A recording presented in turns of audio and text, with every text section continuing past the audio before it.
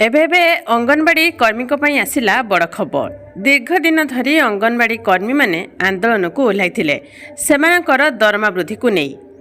All Odisha anganwadi ladies workers association तरफ विभिन्न दाबी नहीं भुवनेश्वर लोयर पीएमजी रे अंगनवाड़ी कर्मी एवं सहायिका माने धारणा बसिथिले। तेबे हजार हजार महिला एकाठी होइछन्ती एवं नाराबाजी देउछन्ती।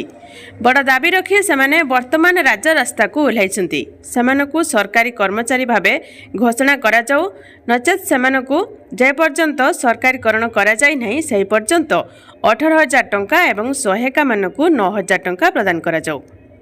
आयुष्मान भारत योजना रे समस्त अंगनवाड़ी कर्मी को सामिल करा जाऊ।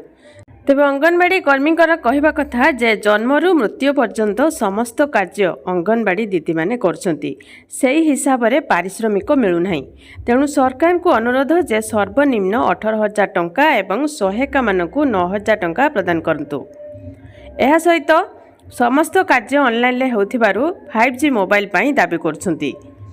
अंगनवाड़ी कर्मी एवं सहायिका मानकर दरमा वृद्धि करा जिवो।